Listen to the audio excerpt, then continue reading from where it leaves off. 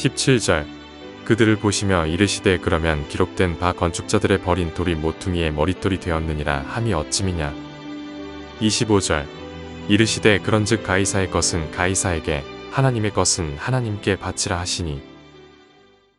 계속해서 우리 누가복음 20장을 함께 살펴보겠습니다. 예수님께서 이 예루살렘에 입성하신 후에 백성들의 관심은 과연 예수님께서 어떻게 로마를 전복시키시고 유대인들을 독립시켜서 다윗의 왕국을 다시 세울 것인가 하는 데에 있었습니다.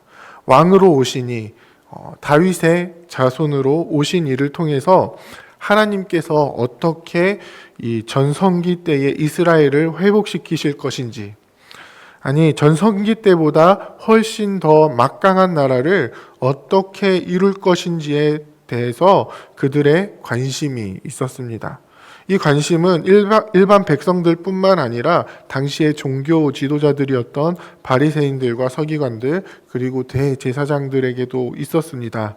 다만 그들의 관심은 예수님을 통해서 이루어질 그 나라가 자신들이 지켜왔던 그동안의 이 종교 관습과 얼마나 잘 어우러질 것인가. 예수님께서 세우시는 나라에서 자신들이 그동안 율법을 잘 지켜왔던 것이 과연 얼마만큼 효과가 있을 것인가. 이걸 다른 말로 하면요, 자신들의 기득권이 과연 지켜질 것인가 하는 것에 관심이 있었습니다. 그래서 그들은 예수님의 그 공생의 기간 동안에 계속해서 예수님께 찾아와서 수시로 하늘의 표적을 보여달라고 요구를 했습니다. 이 기적은 마치 이스라엘 민족이 출애굽을 할 때 모세를 통해서 이 홍해를 갈랐던 기적처럼 그런 대단한 기적을 이야기합니다. 하늘로부터 오는 표적을 통해서 예수님이 하늘로부터 온 자라는 사실을 분명하게 보여달라고 했던 것입니다.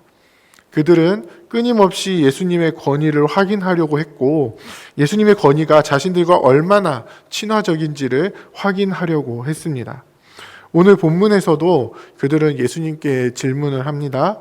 뭐라고 질문합니까? 당신이 무슨 권위로 이런 일을 하는지, 이 권위를 준 자가 누구인지 우리에게 말하라. 지금 성전에 들어와서 장사하는 자들을 다 쫓아내고 또 사람들을 모아서 복음을 전하는 그 일을 어떤 권위로 하고 있는지를 질문하고 있는 것입니다. 당시 성전 안에서 모든 것을 주관할 수 있었던 그 권위를 가지고 있던 사람은 바로 대제사장입니다. 대제사장의 지휘 아래에서 제사장들과 백성들을 가르치는 바리새인들, 서기관들을 통해서 이 종교적인 권위를 세워갔습니다. 그들은 사람들에게 랍비라는 칭호를 들으면서 대접받기를 좋아했습니다. 그리고 그 좋아하는 일들을 위해서 끊임없이 사람들에게 이 자신들의 권위를 세우는 일들을 했던 것입니다. 그런데 지금 예수님께서는 사람들의 환호를 받으면서 성전으로 들어왔고요. 대제사장들과는 전혀 상관없이 독단적으로 백성들을 가르치고 복음을 전파하고 있는 것입니다. 백성들은 그런 예수님을 통해서 하나님의 나라가 이루어질 것이다 라는 기대감이 점점 커져가고 있는 상태입니다. 대제사장들은 그들의 기득권을 제대로 유지하기 위해서라도 예수님의 권위의 그 출처를 분명히 해야 하는 부분이 있었던 것입니다. 그런 그들을 향해서 예수님은 질문에 대한 답을 주시는 것이 아니라 오히려 하나의 질문을 던지십니다. 어떤 질문을 하셨죠? 바로 요한의 세례가 하늘로부터인지 아니면 사람으로부터인지에 대한 질문입니다. 이 요한은 누가복음 초반에서 밝히는 것처럼 예수님 앞서 행하는 주의 길을 예비하는 광야에 외치는 자의 소리였습니다. 엘리야의 심령으로 이 땅에 와서 자녀들의 마음을 아비에게로 돌이키도록 하는 그 사명을 감당하는 자였습니다. 그는 세례를 통해서 그 사명을 감당했는데요. 회개의 세례를 전파하면서 예수 그리스도의 길을 예비했습니다. 그리고 예수님께서 사역을 시작하면서도 요한이 예비해둔 그 길을 따라서 어떤 복음을 전파했습니까? 회개하라, 천국이 가까이 왔느니라. 하나님 나라가 가까이 왔음을 선포하시면서 이 회개의 복음을 전파하셨습니다. 그렇기 때문에 요한의 세례를 하늘로부터 온 것이다 라고 인정하는 것은 예수님께서 하늘로부터 오신 분이심을 인정하는 것입니다. 대제사장들이 이를 인정할 수 있을까요? 당연히 없겠죠. 예수님은 그동안의 행적을 봐서는 절대로 대제사장들의 이 기득권을 유지시켜 주실 분이 아닙니다. 자신들이 그동안 쌓아왔던 종교 지도자로서의 모든 위신을 무너뜨릴 그런 분이십니다. 그렇기 때문에 대제사장들은 그것을 절대로 인정할 수가 없었습니다. 그런데 그렇게 하자니 요한의 세례를 사람으로부터 나온 것이다 라고 답을 해야 하는데요. 그렇게 하기에는 사람들이 요한을 선지자로 여기고 있습니다. 선지자로 여기고 있다는 것은 사람들도 이 요한이 하늘로부터 온 자라는 것을 알고 있다는 것입니다. 요한이 전파한 회개의 세례를 통해서 하나님 아버지께로 돌이키는 역사가 일어났다라는 것을 사람들도 알고 있는 것입니다. 그래서 예수님께서 하시는 그 사역을 보고 사람들은 예수님에 대해서 뭐라고 이야기를 합니까? 혹자는 엘리야라고도 이야기하고요. 어떤 사람은 예레미야라고도 이야기하고 또 어떤 사람은 세례 요한이라고도 합니다. 그리고 선지자 중에 한 사람이라고도 했었습니다. 사람들은 요한과 예수님이 하늘로부터 오신 분이다라고 확신하고 있었습니다. 그래서 대제사장들은 요한의 세례가 사람으로부터 온 것이다라고 답을 할 수가 없었습니다. 이렇게도 저렇게도 대답할 수 없었던 대제사장들은 뭐라고 대답을 합니까? 요한의 세례가 어디로부터인지 알지 못한다라고 답을 합니다. 그리고 예수님께서도 이 대제사장들의 질문에 답을 하지 않으십니다. 그러면서 그들의 모습, 이 종교 지도자들의 모습이 어떤 모습을 하고 있는지 하나의 비유를 통해서 말씀을 하십니다. 우리가 잘 알고 있는 포도원 주인과 소작농들의 이 비유입니다. 포도원 주인이 이 농부들에게 소출을 받기 위해서 종들을 보냈을 때 이 농부들은 어떻게 합니까? 그 종들을 때리고 상하게 하고 내쫓습니다. 이것이 한 번만 있는 것이 아니라 본문에서 3번이나 반복이 됩니다. 이러한 상황에서 주인은 자신의 사랑하는 아들을 보내면 이 농부들이 그를 존대할 것이다 라고 기대를 하는데요. 농부들은 오히려 그 아들을 죽이고 그 아들이 상속받게 될 유산을 자신들이 가지려고 합니다. 그리고 그 아들을 포도원 밖에 내쫓아 죽이게 되죠. 예수님께서는 포도원 주인이 이 농부들을 어떻게 할 것인지에 대한 질문을 하신 후에 바로 답을 주시는데요. 어떻게 합니까? 그 농부들을 진멸하고 포도원을 다른 사람들에게 줄 것이다 라고 말씀합니다. 이 일들은 이스라엘의 역사를 통해서 나타났던 이스라엘 민족의 모습을 보여주는 이야기입니다. 그들은 하나님의 은혜로 하나님 나라의 백성이 되었는데 그들 스스로 그 나라의 주인이 된 것처럼 그들의 능력으로 그 나라의 주인이 된 것처럼 행동을 합니다. 하나님이 선지자들을 보내서 그들을 돌이키게 하셨음에도 그들은 오히려 선지자들을 죽이면서 하나님의 뜻을 거역합니다.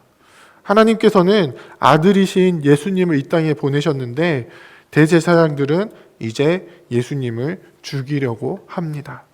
결국 이 일은 이루어지게 될 것입니다. 하지만 예수님께서는 뒤이어 뭐라고 말씀하십니까?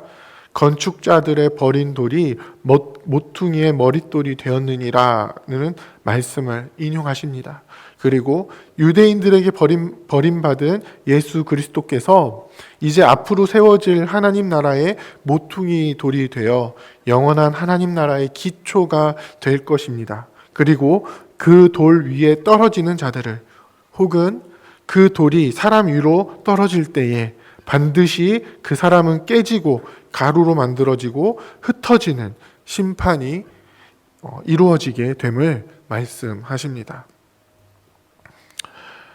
이 말씀 이후에도 예수님의 가르침은 계속됩니다. 이어지는 내용은 예수님의 말씀을 들은 대제사장들과 서기관들이 어떻게 해서든지 그 말에 올무에 걸리게 하기 위해서 하는 질문인데요. 어떤 질문이죠? 로마 황제인 가이사에게 세금을 바치는 것이 옳은지 옳지 않은지에 대한 질문입니다. 예수님께서 어떻게 대답하시죠? 가이사의 것은 가이사에게, 하나님의 것은 하나님께 바치라고 말씀하십니다. 예수님께서는 이 대답을 통해서 무엇을 말씀하십니까? 온 세상을 다스리시는 왕은 하나님이시지만 이 땅의 제국 역시 그 권세를 떨치고 있음을 보여주고 있습니다. 로마의 황제 가이사는 세계를 제패하여 모든 나라를 다스리는 왕으로 여겨집니다. 이 땅의 모든 권세를 가지고 있는 것처럼 보입니다. 그래서 예수님께서는요, 가이사의 것은 가이사에게 바치라고 말씀하십니다. 언뜻 보면은 이 가이사의 권세를 인정하고 그의 다스림에 수긍하는 것처럼 보입니다. 하지만 예수님께서는 온 우주 만물을 창조하신 분이 하나님이심을 분명하게 밝히십니다. 세상의 권세가 이 땅을 좌지우지하고 있는 것처럼 보이지만 결국 온 우주를 다스리시는 분은 하나님이심을 분명하게 밝히십니다. 그리고 그 하나님께 하나님의 것을 돌리라고 말씀하십니다. 그리고 이어지는 가르침을 통해서 이 하나님께서 어떤 분이신지를 다시 한번 가르쳐 주는데요. 부활을 믿지 않는 사두개인들이 와서 부활의 때에 일어날 일들에 대한 이 질문을 합니다. 바로 형사 취수제에 대한 질문인데요. 형이 자손이 없이 죽었을 때에 동생들이 형의 기업을 잇기 위해서 형의 아내를 취하는 그 일을 행했을 때 부활의 때에 그 여인은 누구의 아내가 되겠냐라는 질문입니다. 예수님께서는 사두개인들이 이 부활에 대해서 잘못 이해하고 있음을 지적하시면서 뭐라고 말씀하십니까? 하나님은 죽은 자의 하나님이 아니라 살아있는 자의 하나님이심을 분명하게 말씀하십니다. 그리고 하나님의 백성들 하나님의 앞에서 모두가 살아있는 자라고 분명하게 말씀하십니다. 그러고 나서 하나님으로부터 오는 이 그리스도가 누구의 자손인지에 대한 질문을 하시는데요. 다윗이 그리스도를 주라고 칭하였기 때문에 그리스도는 다윗의 자손이 아니라 하나님으로부터 오는 하나님 나라를 이루시는 영원한 왕이심을 마지막으로 밝히고 있으십니다. 사람의 생각으로는 이해할 수 없는 이 하나님에 대해서 예수님께서는 가르쳐 주고 계신데요. 이제 예수 그리스도를 통해서 이루실 하나님의 나라가 어떤 나라인지도 함께 보여주고 계십니다. 그 나라는 전적으로 하나님을 통해서 다스려지는 나라임을 앞선 이야기들을 통해서 분명하게 보여주십니다. 예수님께서 하시는 사역은 분명 온 땅을 다스리시는 하나님으로부터 받은 사역이며 하나님의 나라를 세워나가는 사역입니다. 지금은 세상의 권세가 세상을 지배하는 것처럼 보이지만 여전히 세상을 다스리시고 섭리하시는 분은 하나님이십니다. 하나님께서는 영원한 나라를 이루시기 위해서 예수 그리스도를 이 땅에 보내셨고요. 그 일을 이루실 것입니다. 사람들이 기대하고 있는, 하지만 그 기대와는 완전히 다른 하나님의 나라를 예수 그리스도를 통해서 이루실 것입니다. 사랑하는 부평교회 성도 여러분, 우리 안에 이 하나님의 나라에 대한 소망이 분명히 있기를 원합니다. 이 누가복음을 시작하면서 제시되었던 이 하나님 나라에 대한 소망이 이제 예수 그리스도를 통해서 이루어지기를 앞두고 있습니다. 사람들은 잘못된 기대와 소망으로 예수 그리스도를 환영하며 그 가르침을 들었지만 예수님의 권위를 인정하지 못하고 예수님을 대적하는 자리에 섰지만, 그래서 세상에서 예수님과 상관없는 나라를 건설하려고 하지만 우리는 예수 그리스도를 통해서 이루시는 하나님 나라를 바라보면서 우리가 살아가는 그 삶의 현장에 그 나라를 이루면서 살아가야 하는 것입니다. 어떻게 그 나라를 이루어 갈 수 있겠습니까? 예수님께서는 오늘 본문 마지막에 말씀을 하십니다. 긴 옷을 입고 다니는 것을 원하며 시장에서 문안받는 것과 회당의 높은 자리와 잔치의 윗자리를 좋아하는 서기관들을 삼가라. 이들은 하나님 나라를 이루는 자들이 아니라 자신의 나라를 이루는 자들입니다. 어떻게 자신의 나라를 이룹니까? 과부의 가산을 삼키며 외식으로 길게 기도하는 것을 통해서 어떻게 해서든지 사람들 앞에서 자신의 권위를 세우고 자신의 이름을 높이고 자신이 인정받는 것을 통해서 자신의 나라를 세워나가려고 하는 사람들입니다. 하나님께서 이루시는 나라가 아닌 자신들의 기득권이 인정을 받고 사람들에게 대접받는 나라를 만들기 위해서 약한 자들을, 가난한 자들을 착취하는 것을 통해 그 자기 나라를 추구하는 사람들입니다. 하나님께서는 그들에게 더 엄중한 심판을 내리실 것을 분명하게 말씀하십니다. 그렇다면 우리는 어떻게 살아야 합니까? 그들의 모습을 삼가면서 결국에는 어떤 모습이 나타나죠? 우리가 18장, 19장을 통해서 살펴보았었죠. 스스로 율법으로 자기 의를 세우는 것이 아니라 구원받은 자로서의 온전한 모습을 나타내는 것을 통해 율법이 요구하고 있는 공의와 인애를 온전히 행하는 것을 통해서 나타나는 모습을 우리는 보여야 하는 것입니다. 그 모습이 나타날 때 우리의 삶에는 하나님의 나라가 이루어지는 것입니다. 그 나라를 함께 이루며 살아가는 우리가 되기를 원합니다. 살아계신 하나님께서 오늘도 우리에게 요구하시는 구원받은 백성의 모습을 나타내 보이는 우리가 되기를 원합니다. 우리의 발은 여전히 이 세상에 있어서 세상의 권세가 여전히 우리를 좌지우지하려고 하지만 생명 없는 자들이 우리도 생명 없는 자리로 끌어내리려고 끊임없이 우리를 공격하지만 우리는 우리를 구원하신 예수 그리스도를 온전히 붙들고 그분이 이루시는 하나님 나라를 그리고 세상 심판을 통해서 세상의 권세를 멸하시고 영원한 하나님 나라를 이루시는 그 예수 그리스도 안에 온전히 거하기를 원합니다. 그래서 우리가 살아가는 그 삶의 현장에 예수 그리스도를 통해 이루시는 하나님 나라를 함께 건설해 나가는 주의 백성들이 다 되시기를 주님의 이름으로 부탁드립니다. 함께 기도하겠습니다. 이제 오늘 받은 말씀으로 함께 기도하겠습니다. 이 땅에서 살아가는 동안 온 땅의 참 주인이신 하나님을 온전히 신뢰하게 하시고 자기 백성을 영원한 하나님 나라로 이끄시는 예수 그리스도를 온전히 믿는 주의 백성이 되게 하옵소서. 하나님께서 기쁘게 구원하신 백성으로서의 모습을 온전히 나타내어 세상 사람들과는 구별된 삶을 살아내게 하시고 그 삶을 통해서 하나님께서 말씀하시는 공의와 인애를 실천하며 살아가는 우리가 되게 하옵소서.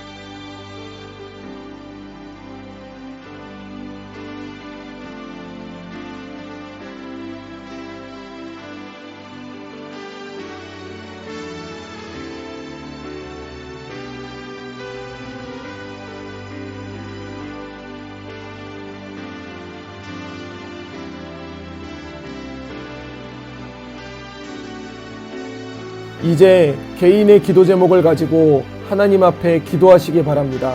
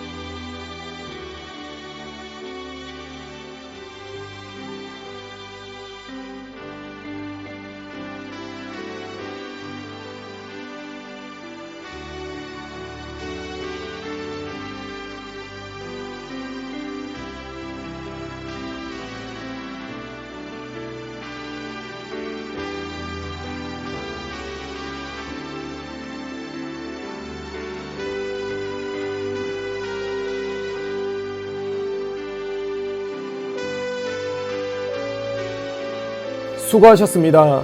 오늘도 하나님의 인도하심 가운데 승리의 하루를 보내시는 우리 재건부평교회 모든 성도님들이 되시기를 주님의 이름으로 축복합니다.